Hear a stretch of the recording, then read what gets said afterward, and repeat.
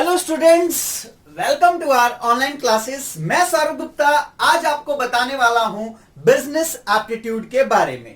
तो जो mostly management entrances के अंदर पूछा जाता है, तो बिजनेस एप्टीट्यूड टेस्ट के नाम से एक सेक्शन होता है। जितने भी मैनेजमेंट के एंट्रेंस एग्जाम्स होते हैं उसके अंदर यह बात पूछी जाती है।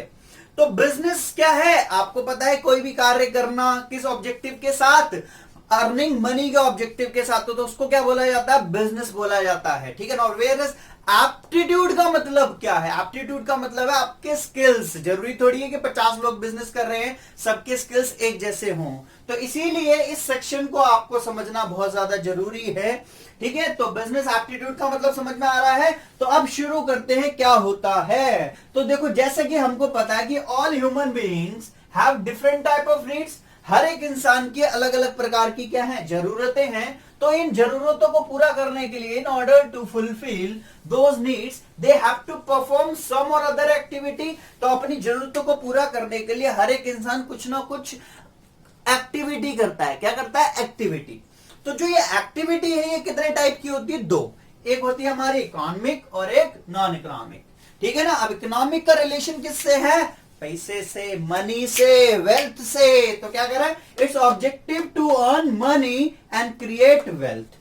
ठीक है, तो ये क्या हुआ, इकोनॉमिक। वेरएस नॉन इकोनॉमिक का मतलब क्या होता है, it's objective to satisfy social, psychological and emotional needs. तो अगर कोई इंसान एक्टिविटी कर रहा है किसके लिए, पैसा कमाने के लिए, और एक कोई इंसान सोशल, साइकोलॉजिकल, इमोशनल नीड्स को पूरा करने के लिए काम कर रहा है, तो वो नॉन इकोनॉमिक के अंदर आएगा। इतनी बात समझ में आ रही है। अब आगे बात करते हैं। अब जो इकोनॉमिक है, तो भाई पैसा कैसे कैसे कमाया जा सकता है। या तो हम बिजनेस करें कोई, या फिर किसी प्रोफेशन में जाए कोई, भाई लॉयर बने, सीए बने, ठीक है ना, इस प्रकार से। या फिर हम क्या करें, नौकरी करें किसी के यहां पर। क्या करें, नौकरी करें, मतलब एम्प्लॉयमेंट, रोजगार। ठीक है, तो भाई बिजनेस है, इसके अंदर क्या करना पड़ता है, पैसा लगाना पड़ता है, ह्यूज कैपिटल। यहां पर जो रिस्क क्या है, बहुत ज्यादा है। रिटर्न की क्या है, अनसर्टेनिटी है।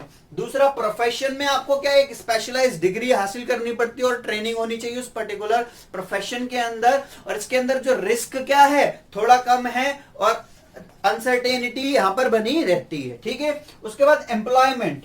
एम्प्लॉयमेंट में क्या भाई, आपको एक क्वालिफिकेशन होना चाहिए, देन आपको जॉब मिल जाएगा। और यहां पर रिस्क क्या है, बिल्कुल भी नहीं, और सर्टेनिटी है यहां पर हर एक चीज को मिलने की। इतनी बात क्लियर है कि हाँ भाई, इतना सेक्शन समझ में आ रहा है कि एक्टिविटी दो टाइप्स की होती है, इसमें ये बातें आती हैं। अब हम बात कर रहे हैं बिजनेस की। तो बिजनेस क्या है, जो ऑल अराउंड हमारे आसपास जितनी भी एक्टिविटी हो रही है, ठीक है ना, रेगुलर बेसिस पर, ठीक है, किसको कमाने के लिए, पैसा कमाने के लिए। ठीक है, तो अब जो बिजनेस एक्टिविटीज है उसका क्लासिफिकेशन, वर्गीकरण क्या है, तो कह रहा है क्लासिफिकेशन ऑफ बिजनेस एक्टिविटीज। तो बिजनेस की एक्टिविटी दो प्रकार की होंगी, या तो वो क्या होगा, इंडस्ट्री होगा, या फिर वो क्या होगा, कॉमर्स होगा। तो इंडस्ट्री, इंडस्ट्री का मतलब क्या है, basically production of goods and services, उत्पादन करना। वेरस कॉमर्स का काम क्या होता है, उन गुड्स एंड सर्विसेज को क्या करना, distribution of goods and services. तो कॉमर्स सेक्टर में क्या है, बेसिकली डिस्ट्रीब्यूशन होता है। इंडस्ट्री में क्या होता है, प्रोडक्शन होता है। तो अब जो इंडस्ट्री है ये हमारे कितने टाइप की होती है, तीन टाइप की होती है। ठीक है भाई। तो पहली है प्राइमरी। पहली कौन सी है, प्राइमरी। प्राइमरी में बेसिकली क्या है, कच्चे माल की खोज हो रही है। क्या हो रही है, कच्चे माल की खोज। ठीक है ना, रॉ मटेरियल की बात कह रहा है। अब इसमें भी दो बातें आती हैं, एक आता है एक्सट्रैक्टिव और एक आता है जेनेटिक। एक्सट्रैक्टिव क्या है, कोई भी पदार्थ कहां से, नेचर से, अर्थ से, वाटर से, एयर से अगर हम उसको फाइंड कर रहे हैं तो वो क्या हमारा एक्सट्रैक्टिव है। कोल, ठीक है ना, कच्चा तेल, क्रूड ऑयल, ये सारी चीजें एक्सट्रैक्टिव में। वेरस जेनेटिक क्या है भैया, जो जैसे कि ट्री प्लांटिंग, ठीक है ना, एग्रीकल्चर, पोल्ट्री फार्मिंग, ये सारी किस में आती है, हमारी जेनेटिक आती है। किस में आती है, जेनेटिक के अंदर आती है। तो समझ में आई, कच्चा माल कहां पर, प्राइमरी में। अब प्राइमरी को कन्वर्ट कर देना किसमें, सेकेंडरी में, मतलब कच्चे माल को फिनिश गुड्स में। Raw material is converted into finish goods, वो किस में आएगा, हमारा सेकेंडरी इंडस्ट्री में। अब सेकेंडरी इंडस्ट्री जो है, इसके अंदर भी दो बातें आती हैं, या तो मैन्युफैक्चर करेंगे या फिर कंस्ट्रक्शन करेंगे। कंस्ट्रक्शन क्या होती है, रोड, डैम्स, ठीक है ना, बिल्डिंग, ये सारी किस में आती है भाई, कंस्ट्रक्शन में। ठीक है। अब मैन्युफैक्चरिंग में भी चार बातें आती है। एक आता है एनालिटिक। एनालिटिक मतलब क्या होता है, एक ही चीज से क्या कर रहे हैं हम, अलग अलग। अब जैसे कि क्रूड ऑयल होता है, वो प्राइमरी में हमने फाइंड करा, उसको अलग अलग टेम्परेचर पर अगर बॉयल किया जाए तो उससे अलग अलग निकलता है। केरोसिन अलग हो जाता है, पेट्रोल अलग हो जाता है ना, गैसेस अलग हो जाती हैं। दूसरा क्या, प्रोसेसिंग, एक चीज को किस चीज में कन्वर्ट कर देना, दूसरी में। ठीक है ना, जैसे कि शुगर केन, ठीक है ना, गन्ना होता है, उससे क्या बना लिया जाती है, चीनी बना ली जाती है। कॉटन से क्या बना लिया जाता है, कपड़ा बना लिया जाता है। ठीक है। उसके बाद किसकी बात आती है, हमारे सिंथेटिक। सिंथेटिक का बेसिकली मतलब क्या होता है कि कई सारों को मिलाकर एक कर देना। जैसे कि आज की डेट में कि हम बोलते हैं रेड कलर, अब रेड में भी 50 कलर हो गए हैं, लाइट रेड, वाइन रेड, ये रेड, वो रेड। मोस्टली लड़कियां यूज करते हैं ना लिपस्टिक कलर्स, तो भाई उसमें भी वैरायटी होती है, तो वो सिंथेटिक ही है। वो क्या है, सिंथेटिक है। उसके बाद क्या है, असेंबलिंग। उसके बाद क्या है, असेंबलिंग। जैसे कि कंप्यूटर पार्ट्स हो गए, मोटर बाइक्स हो गई, कार्स हो गई, ठीक है ना, मशीन्स हो गई, उनको क्या करा जाता है, असेंबल किया जाता है। क्या करा जाता है, असेंबल किया जाता है। तो ये सारी चीजें किसमें आती हैं, हमारी मैन्युफैक्चरिंग में, जो कहां से कन्वर्ट होके आई हैं, हमारी प्राइमरी से। ठीक है। तो सेकेंडरी का बेसिकली मतलब क्या है, raw material is converted into finished goods. अब ये इन दोनों इंडस्ट्री को चलाने के लिए एक सपोर्ट सर्विस चाहिए होता है, जिसको बोलते हैं हम क्या, टर्शरी या फिर सर्विस सेक्टर या फिर सपोर्ट सेक्टर। तो इसका काम क्या है, support services to primary and secondary industry. Industry समझ में आया भाई को, ठीक है, बिजनेस एक्टिविटी में। अब इसके अंदर दूसरा क्या, कॉमर्स। कॉमर्स का बेसिकली मतलब क्या है, distribution of goods and services. दोनों का ही होना बहुत ज्यादा जरूरी है। अब कॉमर्स में भी दो चीजें आती हैं, एक आता है हमारा ट्रेड और एक आता है ऑक्सिलरियस टू ट्रेड। ट्रेड का बेसिकली मतलब होता है buying and selling of goods and services, खरीदना और बेचना किस चीज को, सेवाओं को और वस्तुओं को। ठीक है। और जो ऊपर से ऑक्सिलरियस टू ट्रेड क्या है, ये क्या करेगा, जैसे कि टर्शियरी सेक्टर हेल्प कर रहा था इन दोनों की, तो ऑक्सिलरियस टू ट्रेड हेल्प करता है किस चीज में, ट्रेड में। अब ट्रेड कैसा भैया, बाइंग एंड सेलिंग कहां हो सकती है, एक तो विद इन द कंट्री, एक आउटसाइड द कंट्री। ठीक है ना। तो पहला क्या है, इंटरनल। इंटरनल का मतलब बेसिकली क्या है, with in the boundaries of a nation, एक देश की सीमाओं के अंदर, भौगोलिक ज्योग्राफिकल सीमाओं के अंदर जो काम हो रहा है उसको क्या बोलेंगे हम, इंटरनल। अब इंटरनल में भी क्या होता है, होलसेल होता है और एक रिटेल होता है। अगर किसी भी चीज को बल्क क्वांटिटी में खरीदा जा रहा है, ठीक है, तो उसको क्या बोला जाएगा, होलसेल। ठीक है ना। और फिर उसी क्वांटिटी को थोड़ी थोड़ी मात्राओं में अलग अलग जगहों पर बेचा जा रहा है, तो उसको क्या बोला जाएगा, रिटेल। तो लेकिन जो होलसेलर होते हैं वो सिंगल लाइन में डील करते हैं, उनके पास वैरायटी नहीं होती, एक ही पर्टिकुलर चीज में डील करते हैं। ठीक है। लेकिन रिटेलर्स के पास वैरायटी पाई जाती है। अब हम बात करते हैं किसकी, एक्सटर्नल। एक्सटर्नल का बेसिकली मतलब क्या है, आउटसाइड द कंट्री। ठीक है ना, जो देश की सीमाओं के बाहर। तो बाहर होगा तो क्या होगा, या तो हम क्या करेंगे, इंपोर्ट करेंगे, या तो बाहर से मंगाएंगे, या तो फिर क्या करेंगे, एक्सपोर्ट करेंगे, अपने यहां से भेजेंगे, या फिर हम क्या करेंगे, उसका एंटरपोर्ट करेंगे। एंटरपोर्ट बेसिकली मतलब क्या होता है, किसी दूसरे देश से मंगाना और किसी तीसरे देश को दे देना। मतलब कि हमने इंपोर्ट तो करा लेकिन सेल्फ कंजम्पशन के लिए, सेल्फ यूज के लिए नहीं, किसी और कंट्री को भेजने के लिए करा, तो उसको क्या बोला जाएगा, एंटरपोर्ट। क्या बोला जाएगा, एंटरपोर्ट। इतनी बात समझ में आ रही है। अब हम बात करें किसकी, ऑक्सिलरियस टू ट्रेड। तो ये क्या है, एक हेल्पिंग सेक्टर है किस चीज का, ट्रेड का, जिसको एड्स टू ट्रेड भी बोलते हैं, AIDS। ठीक है भाई। तो अब इसमें क्या क्या बातें आती है, देखो, अगर हम ये सारा व्यापार करेंगे तो हमें ट्रांसपोर्टेशन की भी जरूरत होगी, कम्युनिकेशन, मोबाइल फोन, इंटरनेट की भी, बैंकिंग, ट्रांसफर फंड को करने के लिए, रिस्क को कम करने के लिए इंश्योरेंस, गुड्स एंड सर्विसेज को स्टोर करने के लिए वेयर हाउसिंग, और अपने बिजनेस का लेवल और एक्सपेंड करने के लिए एडवर्टीजमेंट की भी आवश्यकता पड़ेगी। इतना हल्का सा क्लासिफिकेशन समझ में आया आपको बिजनेस का, कि इकोनॉमिक, नॉन इकोनॉमिक क्या होता है और ये सारी बातें। ठीक है। अब हम आगे चलते हैं कि टाइप्स ऑफ बिजनेस ऑर्गेनाइजेशन क्या क्या होते हैं, आइए चलते हैं। तो ये रहे हमारे फॉर्म्स ऑफ बिजनेस ऑर्गेनाइजेशंस। कितने टाइप्स के होते हैं, तो बेसिकली 3 टाइप्स के एंटरप्राइजेस हैं। पहला प्राइवेट, दूसरा पब्लिक और तीसरा ज्वाइंट। तो जो प्राइवेट होता है ये इसके हाथ, ओनरशिप किसके पास है, ownership, management and controlled by private person. जबकि पब्लिक में किसके हाथ में होता है, सारा का सारा गवर्नमेंट। और जबकि ज्वाइंट में किसके हाथ में, प्राइवेट एंड गवर्नमेंट एंटरप्रेन्योर्स के हाथ में। ठीक है भाई, तो इतनी बात समझ में आ रही है, प्राइवेट, पब्लिक और ज्वाइंट, सारा प्राइवेट सारा गवर्नमेंट, इन दोनों का कॉम्बिनेशन। अब बात आती है कि प्राइवेट में भी क्या क्या होता है। प्राइवेट में भी दो फॉर्म्स होते हैं, एक होता है नॉन कॉर्पोरेट और एक होता है कॉर्पोरेट। ठीक है ना, कॉर्पोरेट वर्ड सुना होगा आपने। ठीक है, तो नॉन कॉर्पोरेट में क्या होता है, जिसमें रजिस्ट्रेशन, इन टाइप्स का रजिस्ट्रेशन क्या है, कंपलसरी नहीं है, क्या है, ऑप्शनल है। क्या है, ऑप्शनल। जबकि कॉर्पोरेट में क्या है, मस्ट है। क्या है, मस्ट, मैंडेटरी, जरूरी। तो नॉन कॉर्पोरेट में कौन कौन से आते हैं, सोल प्रोप्राइटर, पार्टनरशिप और ज्वाइंट हिंदू फैमिली बिजनेस। तो सोल प्रोप्राइटर कौन होता है, जहां पर वो सिंगल बंदा होता है, सारा का सारा मैनेजमेंट, कंट्रोल, पैसा लगाना, काम करना, सब कुछ अकेला वही करता है, उसको बोलते हैं सोल। सोल मतलब सिंगल, प्रोप्राइटर मतलब the person who invest money into the business. Whereas partnership, partnership क्या है, दो या दो से अधिक लोग, दो या दो से अधिक लोग मिलकर जब एक फर्म को चलाते हैं तो उसको बोला जाता है पार्टनरशिप फर्म। फिर उसके बाद आया था joint Hindu family business. Joint Hindu family business क्या है कि ये Hindu undivided family business act 1956 से चला आ रहा है, जिसमें एक फैमिली के मेंबर ही एक बिजनेस को कंटिन्यू करते रहते हैं। ठीक है भाई, उसके बाद आता कॉर्पोरेट, इसमें आता सबसे पहले कोऑपरेटिव सोसाइटी। इनका ऑब्जेक्टिव क्या होता है, सर्विस प्रोवाइड कराना टू देयर मेंबर्स, सबको नहीं, पहले अपने मेंबर्स को, उसके बाद बच जाएगा तो बाहर के लोगों को। फिर बात आती है हमारी ज्वाइंट स्टॉक कंपनी, जिसके बारे में आपने सुना भी है, एक हमारी पब्लिक कंपनी और एक हमारी प्राइवेट कंपनी, एक हमारी प्राइवेट कंपनी। इतनी बात क्लियर है। इन सारी ही बातों को अभी मैं ब्रीफ करूंगा और अच्छे से, पहले मैं एक क्लासिफिकेशन आपके माइंड में सेट कर दूं। उसके बाद बात आती है पब्लिक एंटरप्राइजेस की। सबसे पहला क्या, डिपार्टमेंटल अंडरटेकिंग।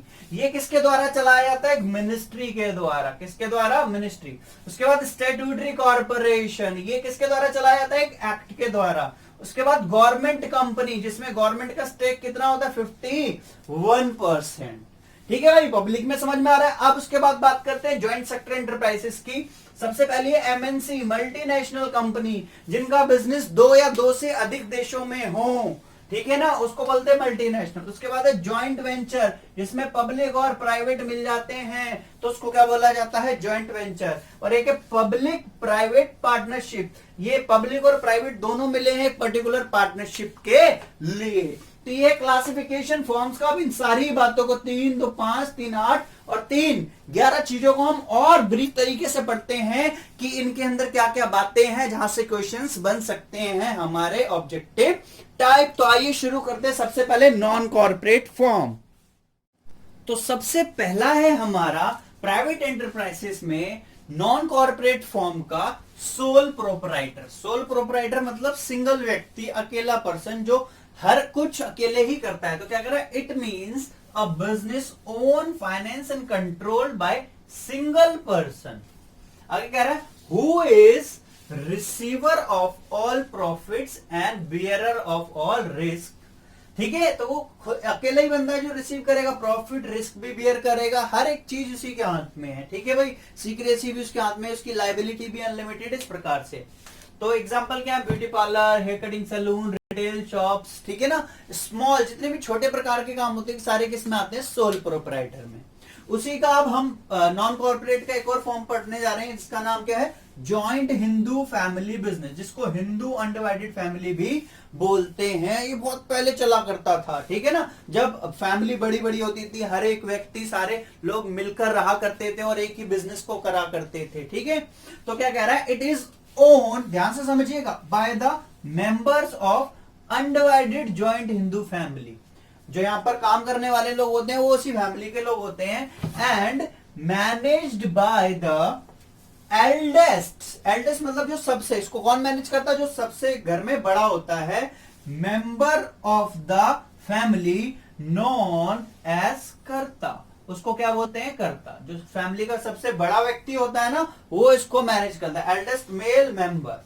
ठीक है, तो कह रहा है आगे, और पहली बात समझ में आ गई, एल्डेस्ट मेल मेंबर जो इसको मैनेज करता है, ठीक है, उसके हाथ में है। आगे कह रहा है it is govern by the provision, इसको कौन चलाता है, govern by the provision of Hindu law and Hindu succession act 1956। ये भी इंपॉर्टेंट बात है ना याद करने के लिए, कौन सा एक्ट अप्लाई होता है?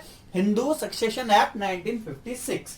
अब इस फैमिली में अगर किसी को भाई एंट्री चाहिए तो कैसे? By birth. तो कह रहा है the basis of membership is birth in a family, in a particular family. तो अगर किसी भी व्यक्ति का उस फैमिली में अगर जन्म हो जाता है तो उसको क्या मिल जाती है? मेंबरशिप मिल जाती है एज अ को पार्टनर्स। ठीक है, तो अब इस बिजनेस को करने के लिए दो कंडीशन होनी चाहिए। सबसे पहली क्या कह रहा है?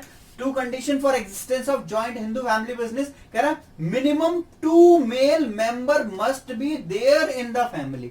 कम से कम 2 मेल मेंबर होने चाहिए मैम फैमिली में। दूसरा, existence of some ancestral property. Ancestral मतलब पूर्वजों की जो चलती आ रही है प्रॉपर्टी, जो मिलती जा रही है, मेरे दादा को मेरे पिताजी से, पिताजी को मुझसे, मुझसे मेरे बेटे को, मेरे बेटे से उसके बेटे को, ठीक है ना, इस प्रकार से। ठीक है, तो existence of some ancestral property, ठीक है, इनहेरिटेंस में, और 2 मेल मेंबर होने चाहिए। कंडीशन याद रहेगी, क्वेश्चन आया तो। हाँ जी। अब को पार्टनर्स कौन होते? को पार्टनर्स या फिर को पार्टनर्स, तो कह रहा the members who share the ancestral property and share in the profit of the joint Hindu family business. को पार्टनर्स कौन से होते हैं? अगर मैं एक फैमिली में, जॉइंट हिंदू फैमिली में हूं, तो उस प्रॉपर्टी का कुछ हिस्सा मिल रहा है, उस बिजनेस में से प्रॉफिट का कुछ हिस्सा मिल रहा है, तो मैं कौन हुआ? को पार्टनर्स या फिर को पार्टनर्स। ठीक है ना, अकेला मैं तो नहीं होऊंगा, और भी लोग होंगे, इसलिए को पार्टनर्स और पार्टनर्स। ठीक है, अब भाई इस बिजनेस को चलाने के 2 सिस्टम भी हैं। तो कह रहा है 2 सिस्टम्स ऑफ इनहेरिटेंस। इनहेरिटेंस समझते हो ना, जो मिल रहा है आपको, तो इसके 2 सिस्टम है। एक है दयाभाग और दूसरा मिताक्षरा। एक कौन सा? दयाभाग, और दूसरा कौन सा? मिताक्षरा। जो दयाभाग है ये सिर्फ कहां पर अप्लाई होता है? वेस्ट बंगाल में। कहां पर? वेस्ट बंगाल। ठीक है ना, जो बंगाल है हमारा, सिर्फ वहां पर अप्लाई कौन सा होता है? Dayabhaga. It prevails only in West Bengal. अब दूसरी बात एक और याद रखना इस दयाभाग में, कह रहा है यहां पर दोनों, चाहे मेल हो चाहे फीमेल हो, कैन बिकम को पार्टनर। तो यहां पर दोनों बंदे, चाहे वो मेल फीमेल, घर का लड़का या लड़की, दोनों ही क्या बन सकते हैं? को पार्टनर। मतलब उनको प्रॉपर्टी में भी हिस्सा मिलेगा और प्रॉफिट में भी। दूसरा मिताक्षरा, कह रहा है it prevails all over India. ये पूरे इंडिया में लगता है, लेकिन एक जगह नहीं लगता, एक्सेप्ट वेस्ट बंगाल, क्योंकि वहां पर कौन सा लगता है? दयाभाग। ठीक है, मिताक्षर आ गया पूरे इंडिया में, वेस्ट बंगाल को छोड़कर। और यहां पर सिर्फ only male members can become को पार्टनर्स। यहां पर सिर्फ मेल मेंबर्स ही क्या बन सकते हैं? को पार्टनर्स बन सकते हैं। इतनी बात समझ में आ गई। नॉन कॉर्पोरेट, इनका रजिस्ट्रेशन क्या जरूरी नहीं है, ऑप्शनल है। अब इसी का एक और टाइप पढ़ने वाले हैं, क्या? पार्टनरशिप, और उसमें क्या क्या टाइप्स होते हैं। सारी बातों को ध्यान से सुनिएगा, इन्हीं में से क्वेश्चंस निकलेंगे आपके ज्यादा से ज्यादा। हम इस पूरे बैठ के सेक्शन को बहुत अच्छे से समझेंगे। आइए चलते हैं थर्ड पोर्शन। तो ये है पार्टनरशिप आपकी स्क्रीन पर। ठीक है, तो ये भी एक नॉन कॉर्पोरेट का फॉर्म है जिसमें रजिस्ट्रेशन जरूरी नहीं होता प्राइवेट एंटरप्राइजेस के अंदर। तो पार्टनरशिप एक्ट को गवर्न कौन करता है? किसके अंदर सारी बातें लिखी हुई हैं इसकी? Indian partnership act 1932। ठीक है, इसी के अंदर एक और चीज होती है जिसको बोलते हैं पार्टनरशिप डीड, जिसके अंदर सारी की सारी इंफॉर्मेशन लिखी होती है किसी भी पार्टनरशिप फर्म के बारे में। ठीक है भाई, तो पार्टनरशिप होता क्या है इसके बारे में थोड़ा डिस्कस करते हैं। तो कह रहा partnership is a voluntary association, जबरदस्ती नहीं, वॉलेंटरी, ठीक है ना, of 2 or more person who agree to carry on some business jointly and share its profit and losses. जिन्होंने क्या करा है? कैरी करा एक बिजनेस को मिलकर, और वो शेयर कर रहे हैं उसका प्रॉफिट और लॉस दोनों। ठीक है, तो अब इसके कुछ चीजों के बारे में, फीचर्स के बारे में बात करते हैं। सबसे पहले मेंबर्स। तो इसमें मिनिमम कितने होते हैं? 2। याद रखना, मैक्सिमम कितने होते हैं? 50। मैक्सिमम कितने होते हैं? 50। यहां पर एग्रीमेंट, हाँ जी, हो सकता है आइदर इन रिटर्न, ठीक है ना, आइदर इन रिटर्न और इन ओरल। रजिस्ट्रेशन यहां पर कैसा? मैंडेटरी नहीं, क्या है? ऑप्शनल, मर्जी है भैया, मर्जी। यहां पर लाइबिलिटी मतलब जो अगर किसी से लिया है इन्होंने फर्म के नाम पर, तो इनको जो देना है वो क्या? अनलिमिटेड सारा ही चुकाना पड़ेगा, चाहे अपने घर के बर्तन क्यों ना बेचने पड़ जाएं। अनलिमिटेड लाइबिलिटी होती है हर एक पार्टनर की। पर्पस क्या है भैया इनका? किस पर्पस के लिए काम करे? लॉफुल होना चाहिए, अनलॉफुल पर्पस के लिए काम नहीं कर सकते। और एक रिलेशनशिप बहुत ही ज्यादा याद रखना, कैसा रिलेशन होता है यहाँ पर? Principal agent relationship, principal agent relationship या फिर म्यूचुअल एजेंसी भी बोल सकते हैं। सपोज दैट 4 पार्टनर हैं जिसमें से 3 प्रेजेंट है, 1 नहीं है, तो 3 ने जो डिसीजन ले लिया फर्म के नाम पर, तो चौथा बंदा उस बात से डिनाई नहीं कर सकता। ठीक है, तो हम बात करते हैं टाइप्स ऑफ पार्टनर। तो पहला पार्टनर है एक्टिव पार्टनर, दूसरा स्लीपिंग और डोरमेंट पार्टनर, तीसरा सीक्रेट, चौथा नॉमिनल, पांचवा पार्टनर बाय स्टॉपल, छठा partner by holding out.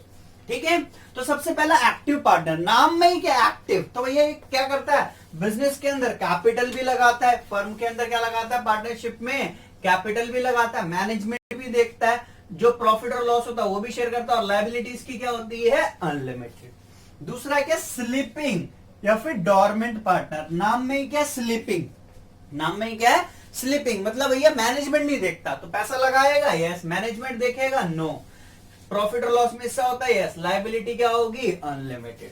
Third, secret partner, बिल्कुल भैया पार्टनर तो है बढ़िया वाला, सब कुछ करता है, लेकिन किस तरीके से काम करता है, सीक्रेटली मोड में, तो कैपिटल लगाता है, यस, मैनेजमेंट में पार्टिसिपेट करता है, यस, बट सीक्रेटली। ठीक है, share in the profit and loss, yes, liability क्या होती है इसकी भी, अनलिमिटेड। अगला है नॉमिनल पार्टनर। नॉमिनल पार्टनर क्या होता है, जिसको सिर्फ एक पार्टनर ऐसा जिसका हमने नाम यूज करना है, जिसका हम क्या कर रहे हैं, नाम यूज कर रहे हैं। ठीक है ना, नॉमिनल, तो ये कैपिटल लगाएगा, नो, मैनेजमेंट देखता है, नो, प्रॉफिट और लॉस मिलता है, नो, बट भैया तू किसी भी थर्ड पार्टी को अपना नाम तो दिया है ना आपने, तो इसलिए आपकी लायबिलिटी क्या होती है, अनलिमिटेड। हर एक पार्टनर की लायबिलिटी क्या होती है, अनलिमिटेड। एक है पार्टनर बाय स्टॉपल, इससे पूछा गया है, he gives impression to the firm, ठीक है ना, बट वास्तव में ये एक्चुअल में पार्टनर है नहीं। ठीक है, इसने बताया तो, लेकिन कैपिटल लगाएगा, नो, मैनेजमेंट में participation, no, share in the profit and loss, no, liabilities की भी क्या रहती है, अनलिमिटेड। लास्ट है पार्टनर बाय होल्डिंग आउट, इसको हमने फॉल्सली डिक्लेयर कर दिया पार्टनर, बट ये है नहीं, और लेकिन जब इसको पता लगा तो ये इस बात से डिनाई भी नहीं कर सकता। तो क्या कैपिटल लगाते हैं, नो, मैनेजमेंट, नो, प्रॉफिट और लॉस, नो, लेकिन लायबिलिटी क्या होती है इनकी भी, अनलिमिटेड होती है। इतनी बात समझ में आ रहा है। अब हम बात कर रहे हैं टाइप्स ऑफ पार्टनरशिप। तो हम बात कर रहे थे टाइप्स ऑफ पार्टनरशिप की, तो भाई पार्टनर के बारे में बात कर ली, अब बात कर रहे हैं टाइप्स ऑफ पार्टनरशिप। तो पार्टनरशिप के भी 2 टाइप्स हैं, on the basis of duration, duration मतलब टाइम, और दूसरा on the basis of liability, liability मतलब देना। ठीक है ना, तो ड्यूरेशन क्या है, सबसे पहला पार्टनरशिप एट विल, विल मतलब इच्छा, इच्छा इंसान की इनडेफिनेट होती है। ठीक है ना, तो इसमें जो पीरियड है वो क्या है, डेफिनेट नहीं है, इनडेफिनेट है। ठीक है ना, जब उसकी इच्छा होगी तब उस पार्टनरशिप को क्या कर सकते हैं, क्लोज कर सकते हैं, तो उसको क्या बोला जाएगा, पार्टनरशिप एट विल। दूसरा है फिक्स्ड पीरियड पार्टनरशिप, हमने निश्चित टाइम के लिए पार्टनरशिप करी है, 3 साल, 5 साल, 7 साल, जैसे ये ड्यूरेशन कंप्लीट हो जाएगा पार्टनरशिप क्या हो जाएगी, खत्म हो जाएगी। फिर एक पर्टिकुलर पार्टनरशिप की, हम जितने भी पार्टनरशिप हम लोगों ने करी है एक निश्चित काम को, एक निश्चित प्रोजेक्ट को करने के लिए, जैसे वो प्रोजेक्ट का कंप्लीशन हो जाएगा पार्टनरशिप क्या हो जाएगी, खत्म हो जाएगी। तो ये ड्यूरेशन समय के बेसिस पर समझ में आ रहा है, यस सर। अब on the basis of liability, सबसे पहला जर्नल पार्टनरशिप। क्या है, जर्नल, आमतौर पर यही पार्टनरशिप चलती है लायबिलिटी के बेसिस पर, क्योंकि हर एक पार्टनर की लायबिलिटी क्या होती है, अनलिमिटेड। ठीक है ना, क्योंकि यहां पर अगर जो भी फर्म के डेप्ट है अगर वो पूरे नहीं कर पा रहे, दे नहीं पा रहे हो, तो आपकी पर्सनल प्रॉपर्टी को भी कंसिडर किया जाएगा। दूसरा लिमिटेड पार्टनरशिप, इसमें हर एक पार्टनर की जो लायबिलिटी है वो क्या है, लिमिटेड है। ठीक है ना, उसके शेयर तक, एक्सटेंड टू देयर शेयर। लेकिन ये वाली पार्टनरशिप इंडिया के अंदर एग्जिस्ट ही नहीं करती, ये कहां पर एग्जिस्ट करती है, इंग्लैंड के अंदर। कहां पर एग्जिस्ट करती है, इंग्लैंड के अंदर। इतनी बात समझ में आ रही है, हाँ जी चलो सर। फिर बात आती है एक माइनर पार्टनर कौन है, माइनर, माइनर मेजर सुना है ना, माइनर कौन होता है, जो 18 से कम हो, मेजर कौन होता है, जो 18 या 18 से ऊपर का हो। तो माइनर अगर पार्टनर होता है तो क्या, तो सबसे पहले तो माइनर कौन है, हु आर बिलो 18 ईयर्स, जो भी लोग 18 से कम है वो कौन होंगे, माइनर। ठीक है, तो पार्टनरशिप एक्ट 1932 क्या कहता है, कह रहा partnership act 1932 does not permit a minor to become a partner in a partnership firm.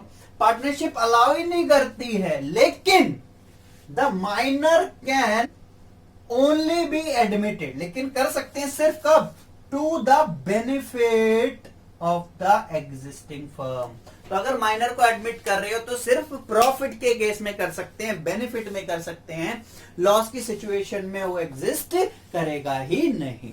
इतनी बात समझ में आ रही है? आपको इतनी बात क्लियर होगी। और एक बताया था मैंने पार्टनरशिप डीड। पार्टनरशिप डीड क्या होता है? जिसमें फर्म के नाम, राइट, सारी बातें लिखी होती है, उसको बोलते हैं पार्टनरशिप डीड। अब अगर पार्टनरशिप फर्म को बंद करना हो तो कैसे? तो डिसोल्यूशन का मतलब क्या होता है? डिसॉल्व कर देना। क्या कर देना? डिसॉल्व, बंद कर देना ऑफ पार्टनरशिप फर्म। तो दो बातें राइज होती हैं, एक होता है डिसोल्यूशन ऑफ पार्टनरशिप और एक होता है डिसोल्यूशन ऑफ पार्टनरशिप फर्म। दोनों में फर्क है ना, एक भाई पूरी फर्म, एक उसके अंदर पार्टनर, ठीक है। तो डिसोल्यूशन ऑफ फर्म, अगर डिसोल्यूशन ऑफ फर्म हुआ है तो भैया पूरी फर्म बंद हो गई, कोई पार्टनर एग्जिस्ट नहीं कर रहा, सब कुछ खत्म हो गया, ठीक है ना। पार्टनर थे वो भी खत्म हो गए, पार्टनरशिप खत्म होगी, मतलब निस्ते नाबूद हो गई। दूसरा, अगर डिसोल्यूशन ऑफ पार्टनरशिप हो रहा है कि भाई जितने भी 4 पार्टनर, 5 पार्टनर थी, ठीक है ना, मान लेते 3 पार्टनर, तो इनकी पार्टनरशिप खत्म हुई है, लेकिन जो फर्म है वो क्या है? कॉन्टिन्यू है, वो क्या है? अभी भी एग्जिस्ट कर रही है। इतनी बात क्लियर है? अब क्वेश्चन पूछ लिया जाता है modes of dissolution of firm. Firm firm firm firm firm को कैसे डिसॉल्व किया जाता है, ठीक है। बार बार मैंने फर्म पर ध्यान दिया है। बाय म्यूचुअल एग्रीमेंट, भाई सब सारे क्या हो गए? म्यूचुअली एग्री हो गए हो। कंपल्सरी डिसोल्यूशन, कंपल्सरी डिसोल्यूशन भी हो जाता है। बाय नोटिस के द्वारा भी हो सकता है, on the happening of particular event हो जाए तब, या फिर कोर्ट के द्वारा भी डिसोल्यूशन हो सकता है। तो ये सारी बातें किसकी थी? हमारी पार्टनरशिप की। अब हम बात करते हैं कॉर्पोरेट फॉर्म की। आइए चलते। तो स्टूडेंट्स, अभी तक हम कर रहे थे प्राइवेट एंटरप्राइजेस में नॉन कॉर्पोरेट फॉर्म, अब हम बात कर रहे हैं कॉर्पोरेट फॉर्म। कॉर्पोरेट फॉर्म का एक टाइप है क्या? Cooperative society.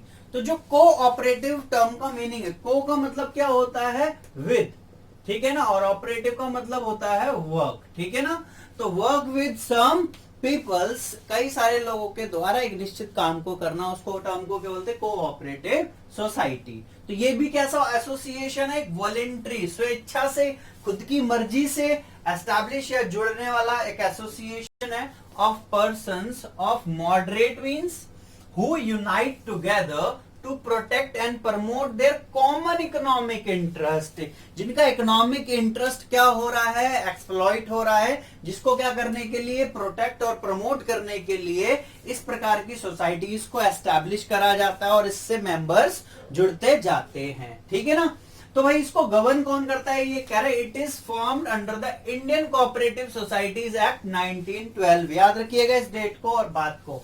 कौन सा एक्ट अप्लाई होता है? इंडियन कोऑपरेटिव सोसाइटीज एक्ट 1912, 1912, ठीक है भाई। तो इसकी कुछ और फीचर्स के बारे में बात कर लेते हैं। तो नंबर ऑफ मेंबर कितने चाहिए होते हैं? इसमें मिनिमम 10, मैक्सिमम का कोई स्पेसिफिकेशन नहीं है, ठीक है ना। मैक्सिमम स्पेसिफाई नहीं कर रखे क्योंकि इसके अंदर मेंबर आते भी रहते हैं और जाते भी रहते हैं। कोऑपरेटिव सोसाइटी का बेसिकली मतलब क्या है कि कई सारे लोगों का मिलना एक कॉमन इंटरेस्ट को सेव करने के लिए, प्रमोट करने के लिए, प्रोटेक्ट करने के लिए, ठीक है। रजिस्ट्रेशन इसका क्या है? कंपलसरी है, क्योंकि ये कौन सा फॉर्म है? कॉर्पोरेट फॉर्म है, ठीक है। यहाँ पर लायबिलिटी सबकी क्या होगी? लिमिटेड टू देयर कैपिटल, जिसने जितना लगाया होगा उसकी लायबिलिटी सिर्फ वहीं तक है। इनका मोटिव क्या होता है? Service motive, service to their member, service provide कराना। कंट्रोल किसके हाथ में रहता है? स्टेट कंट्रोल, जिस भी स्टेट में होता है। और डिस्ट्रीब्यूशन ऑफ सरप्लस, यहाँ पर प्रॉफिट और लॉस नहीं होता, यहाँ पर सरप्लस और डेफिसिट होता है। अगर जितना लगाया है उससे ज्यादा आ रहा है तो वो सरप्लस है, और जितना लगाया है उससे कम आ रहा है तो वो डेफिसिट है। इतनी बात क्लियर है? तो सरप्लस होता है वो कितने मेंबरों ने कितना मतलब ट्रांजेक्शंस करी हैं, उसके हिसाब से वो डिस्ट्रीब्यूट करा जाता है। Next is type of cooperative societies, किसके कितने प्रकार की होती हैं। सबसे पहला consumer cooperative society. Consumer cooperative क्या होता है कि जब कंज्यूमर से ज्यादा पैसा लिया जाता है, एक्सप्लॉयटेशन, हायर प्राइस, अडल्टरेशन, मिलावट, तो उस प्रकार के कंज्यूमर खुद की क्या एस्टैब्लिश कर लेते हैं? कोऑपरेटिव सोसाइटीज, जो कि सीधा मैन्युफैक्चरर से गुड्स खरीदते हैं और अपने जितने भी मेंबर होते हैं उनको सर्व करते हैं, उसके बाद बच जाता है तो आउटसाइड, ठीक है। ऐसे प्रोड्यूसर जो स्मॉल प्रोड्यूसर हैं, जिनके पास क्या है? इतनी मशीनरी नहीं है कि वो ऐसा इतना अच्छा सामान बना सके, तो कई सारे प्रोड्यूसर, स्मॉल प्रोड्यूसर मिलकर एक सोसाइटी एस्टैब्लिश करते हैं जिसका नाम है प्रोड्यूसर कोऑपरेटिव सोसाइटी। देन वो प्रोडक्शन करना शुरू करते हैं और इवन उसको एक्सपोर्ट तक करते हैं। उसके बाद मार्केटिंग, तो भैया जो छोटे छोटे हमारे क्या कहते हैं विक्रेता हैं, छोटे छोटे हमारे बिजनेसेस हैं, ठीक है ना, छोटी छोटी ऑर्गेनाइजेशन है, उनके पास मार्केटिंग के लिए इतना पैसा नहीं है, तो वो क्या करते हैं इस प्रकार की सोसाइटीज एस्टैब्लिश करते हैं और या उनसे जुड़ते हैं जो सबकी ही स्मॉल स्केल से लेके लार्ज स्केल तक मार्केटिंग करते हैं। उसके बाद फार्मर, फार्मर को भाई खेती करने के लिए आज की डेट में आधुनिक मॉडर्न, ट्रेडिशनल का तो जमाना गया भाई, मॉडर्न के अंदर क्या चाहिए, टेक्नोलॉजी चाहिए भाई, सब मशीनरी चाहिए। तो ऐसे ही भाई हर एक फार्मर के पास इतना पैसा नहीं कि हाईली क्वालिफाइड एकदम बढ़िया मशीनरी ला सके, तो वो क्या करते हैं ऐसे फार्मर जुड़ जाते हैं और वो कुछ मशीन्स को खरीदते हैं जिनको अपने मतलब ड्यूरेशन बेसिस पर बांट लेते हैं कि इतने दिन आप यूज करना, इतने दिन हम यूज करेंगे एंड ऑल। उसके बाद हाउसिंग कोऑपरेटिव सोसाइटी, कई सारे लोग हैं जिनके पास इतना पैसा नहीं कि वो खुद का घर बना सकें जमीन से, ठीक है, तो ऐसे छोटे जिनको लोग होते हैं जिनको मतलब हाउसेस की नीड होती है, वो सब मिलकर एक घर खरीदते हैं जिसमें वो फ्लोर वाइज आपस में डिस्ट्रीब्यूशन कर लेते हैं। उसके बाद एक क्रेडिट, उधार, तो इसमें क्या होता है क्रेडिट कोऑपरेटिव में कि जब जिसके पास ज्यादा होता है वो इकट्ठा करता रहता है, जब किसी को नीड होती है वो उसको दे देते हैं विद इंटरेस्ट रेट्स। तो ये है हमारे 6 प्रकार के टाइप्स ऑफ कोऑपरेटिव सोसाइटी। इन सारी बातों को बड़े ध्यान से सुनते चलिएगा, ठीक है ना, ये सारी ही बातें काम आने वाली हैं, ठीक है। जो कॉमर्स स्टूडेंट्स हैं उन्होंने इस सारी बातों को ध्यान से सुन रखा होगा, जो आर्ट्स या फिर साइंस स्ट्रीम के स्टूडेंट्स और मैनेजमेंट की तरफ जाना चाहते हैं उनके लिए थोड़ा सा टफ होगा, तो प्लीज जितनी भी बातें मैं बता रहा हूं इनको नोट करते रहिएगा। अब हम मूव कर रहे हैं नेक्स्ट प्राइवेट एंटरप्राइज लास्ट, जिसका नाम है जॉइंट स्टॉक कंपनी। तो ये है हमारा प्राइवेट एंटरप्राइजेस का लास्ट पॉइंट जिसका नाम है जॉइंट स्टॉक कंपनी। मैंने शुरुआत में बताया था, सबसे पहले हमने सोल प्रोप्राइटर पढ़ा, पार्टनरशिप पढ़ा, जॉइंट हिंदू फैमिली बिजनेस पढ़ा, कोऑपरेटिव सोसाइटी पढ़ा, and the last one joint stock company. फिर हम बढ़ेंगे किसकी ओर, पब्लिक एंटरप्राइजेस की ओर। तो जॉइंट स्टॉक कंपनी होता क्या है, ठीक है ना, एक ऐसा पर्सन जिसको आर्टिफिशियली क्रिएट कर दिया गया है। तो कह रहा है it is a voluntary association, मतलब इसका भी रजिस्ट्रेशन क्या है, मस्ट है, कंपलसरी है, ठीक है भाई। तो कह रहा है it is a voluntary association of persons having a separate legal existence. Separate legal existence मतलब कि जैसे कि मैं हूं, आप हो, ऐसी कंपनी एक खुद में है, जैसे कि रियल कॉन्सेप्ट इंस्टीट्यूट, एक है सेपरेट लीगल एंटिटी। कह रहा परपेचुअल सक्सेशन, परपेचुअल सक्सेशन मतलब कि अगर भाई इस कंपनी के अंदर, जॉइंट स्टॉक कंपनी के अंदर किसी की डेथ हो जाती, कोई पागल हो जाता, चला जाता, तो कंपनी बंद नहीं होगी, company will go ever and ever, ठीक है। एंड कॉमन सील, तो भाई जैसे हमारे सिग्नेचर है वैसे कंपनी के भी अपने सिग्नेचर होते हैं ऑफिशियल, तो बट वो भाई कोई एक नेचुरल पर्सन तो है नहीं, वो कैसा पर्सन है, आर्टिफिशियल पर्सन, तो उसकी क्या होती है, ठप्पा होता है, जिसको हम बोलते हैं कॉमन सील स्टैंप के नाम पर, ठीक है भाई। इतनी बात समझ में आ रही है, तो एक आर्टिफिशियल पर्सन है, हाँ जी, इतनी बात समझ में आई, सेपरेट लीगल एंटिटी है, कॉमन सील है, ठीक है, परपेचुअल एग्जिस्टेंस है, और यहाँ पर लाइबिलिटी सबकी क्या होगी, लिमिटेड होगी टू देयर कैपिटल, ठीक है। और इसमें और बात बता देते हैं कि it's capital is divided into transferable shares. तो मतलब अगर मैंने एक कंपनी के शेयर्स खरीदे हैं तो अब क्या मैं बंद के रह जाऊंगा, नहीं, मैं उन कंपनी के शेयर्स को आगे भी फर्दर रीसेल कर सकता हूं इन कैपिटल मार्केट, ठीक है। इस बात को मैं बहुत अच्छे से समझाऊंगा सेकेंडरी मार्केट के अंदर, ठीक है। तो अब उससे पहले जो क्वेश्चन बन सकते हैं वो है टाइप्स ऑफ कंपनीज। एक है प्राइवेट कंपनी और एक पब्लिक कंपनी। कंपनी कितने टाइप्स की होती है, 2, प्राइवेट एंड पब्लिक, ठीक है। तो सबसे पहले प्राइवेट कंपनी में मेंबर कितने चाहिए होते हैं, मिनिमम 2, मैक्सिमम 200। यहां पर minimum 7, maximum unlimited. Minimum paid up capital, minimum paid up capital, कम से कम कितनी कैपिटल चाहिए होती है इसको शुरू करने के लिए, 1 लाख, इसको 5 लाख। तो कह रहा राइट आफ्टर इट्स नेम, क्या लिखते हैं अपने नाम के पीछे, ये लिखते हैं प्राइवेट लिमिटेड, और ये लिखते हैं only limited, that is LTD, Pvt, LTD, ठीक है। Number of directors, number of director private में कम से कम कितने चाहिए होते हैं, 2, इसमें कितने कम से कम 3, ठीक है। अब कह रहा ट्रांसफर ऑफ शेयर्स, क्या प्राइवेट कंपनी शेयर्स इश्यू कर सकती है, नो, प्रोहिबिशन है। प्राइवेट कंपनी, कोई भी कंपनी अपने शेयर्स इशू नहीं कर सकती। सर शेयर इशू करना क्या है कि भाई मैंने शेयर इशू करे और लोगों से पैसा नहीं ले सकती, लेकिन जबकि पब्लिक कंपनी ले सकती है। यस, ये कर सकती है। यस, कह रहे हैं आगे कमेंसमेंट ऑफ बिजनेस। तो इनका बिजनेस कब शुरू होता है? After incorporation. अब ये पॉइंट समझाऊंगा, क्लियर हो जाएगा। कह रहा after obtaining certificate of commencement of business. ठीक है, तो ये इनकॉर्पोरेशन के बाद शुरू कर देते हैं बिजनेस, और ये certificate of commencement of business. तो कह रहा इश्यू ऑफ शेयर्स, क्या ये ट्रांसफर कर सकते थे? नहीं, ये कर सकते हैं। तो क्या ये कैन इनवाइट? यस, ये इश्यू कर सकते हैं, और ये नहीं कर सकते, सॉरी, कैन नॉट इनवाइट, और ये इनवाइट जनरल पब्लिक, ये इश्यू कर सकते हैं, और ये प्राइवेट कंपनी नहीं कर सकती। तो ये कुछ डिफरेंसेस थे प्राइवेट एंड पब्लिक, यहां से भी क्वेश्चंस बन जाते हैं। अब ध्यान से सुनिएगा, steps of formation of companies. यहां पर कुछ बातों को भी मैं बताऊंगा। तो भाई एक कंपनी को फॉर्म करने के लिए सबसे पहला स्टेप क्या होता है? Promotion. Sir what is promotion?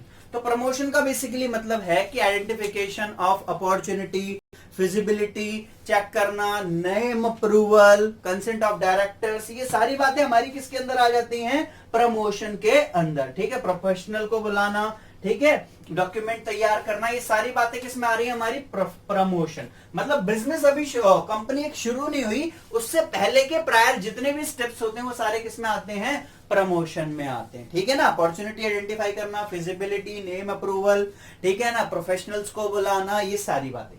अब उसके बाद क्या हो रहा है? इनकॉर्पोरेशन। इनकॉर्पोरेशन का बेसिकली मतलब क्या होता है? रजिस्ट्रेशन। क्या है?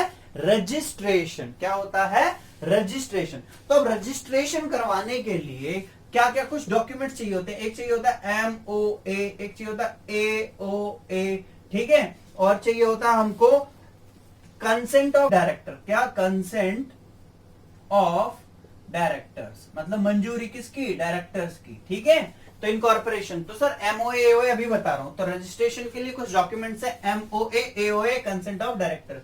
MOA होता है memorandum of association. Memorandum of association basically किस चीज के बारे में बता रहा है? आउटसाइड, सारी बाहर की जितनी भी चीजें होती हैं, इसके अंदर कुछ क्लॉजेस होते हैं, अभी मैं बताऊंगा।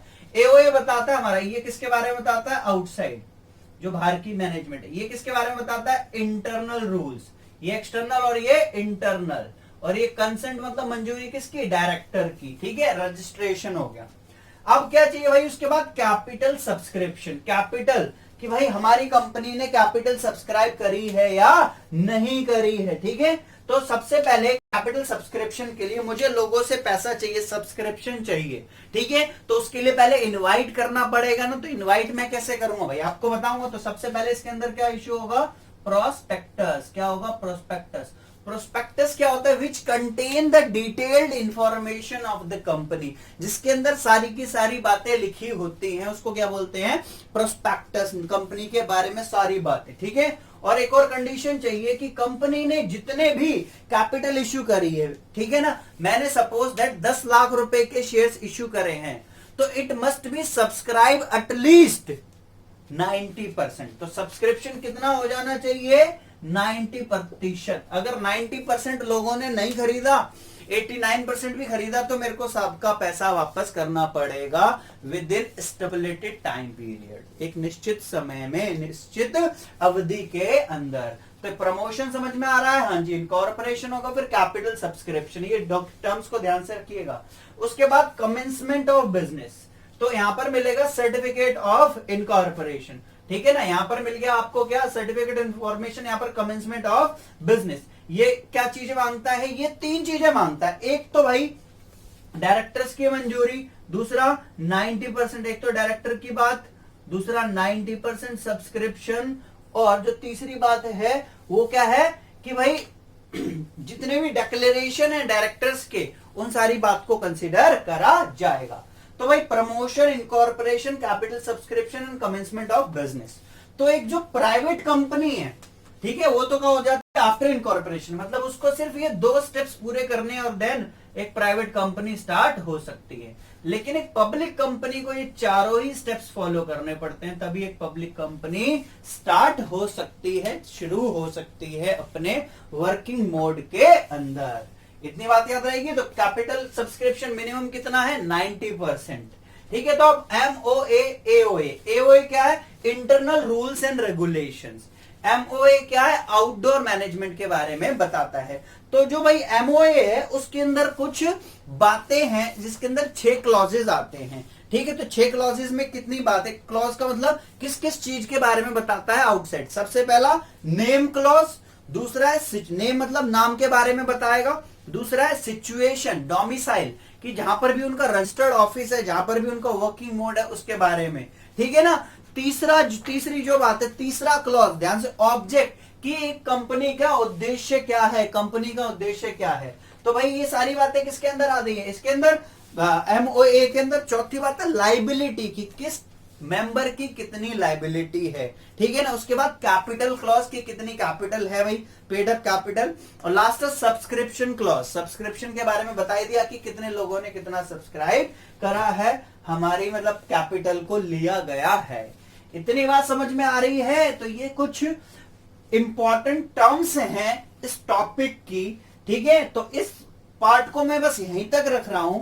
पार्ट नंबर 2 के अंदर मैं आगे पब्लिक प्राइवेट और भी कुछ इंपॉर्टेंट टर्म्स को डिस्कस करूंगा। अभी के लिए इतना ही, मिलते हैं आपसे अगले वीडियो के अंदर। तब तक बाय बाय, टेक केयर।